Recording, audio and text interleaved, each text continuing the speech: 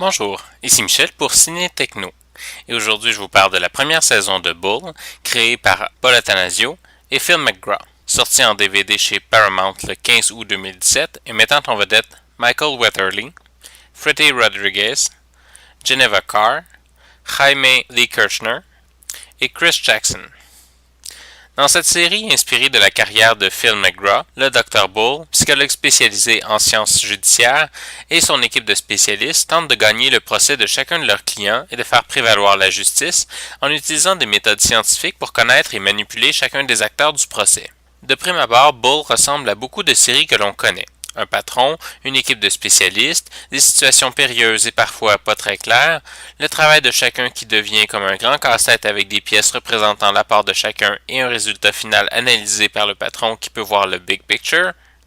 Bref, Mission Impossible fonctionne comme ça, Star Trek fonctionne comme ça, l'horrible Criminal Minds Beyond Border fonctionne aussi comme ça, preuve que ce n'est pas nécessairement une recette qui fonctionne. Souvent, peut-être plus au début de la série, on se retrouve assez vite dans une espèce de lancée Monster of the Week qui dure toute la saison, le temps de montrer un peu plus l'importance de chacun des personnages et de leur rôle dans l'équipe, ainsi que l'étendue des capacités de l'équipe. Encore une fois, pas une recette qui fonctionne à tout coup. Trop facile de tomber dans la répétition. Et peut-être que certains reprocheront à Bull d'être répétitif. À chaque épisode son procès, relativement les mêmes méthodes employées à chaque fois, les mêmes techniques, les mêmes personnages, mais ça fonctionne. Les premiers épisodes se concentrent un peu plus sur les techniques générales et on va de plus en plus en profondeur dans les spécialités de chaque membre de l'équipe en les développant lentement mais avec beaucoup de talent. Chaque épisode raconte grossièrement la même chose. Un crime, on prend le procès, on applique les techniques et habituellement on gagne.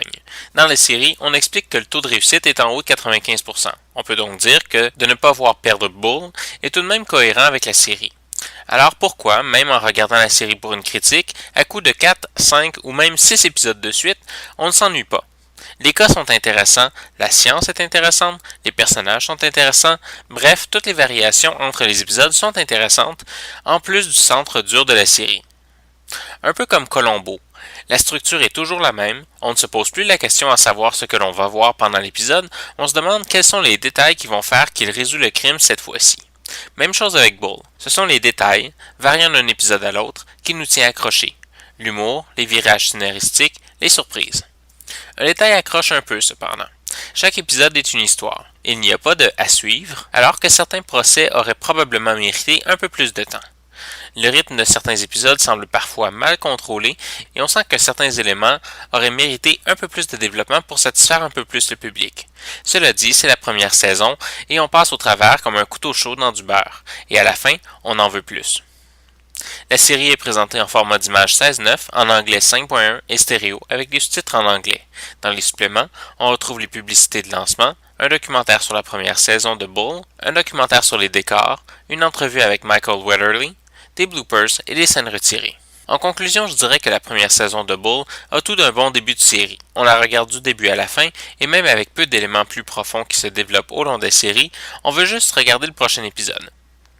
Si on ajoute à ça qu'à la fin de la saison, Eliza Dushku se joint aux acteurs, on espère pour rester au moins comme star récurrente dans les prochaines saisons, on a le droit d'être excité par la deuxième saison. C'était Michel, je vous remercie et bon visionnement.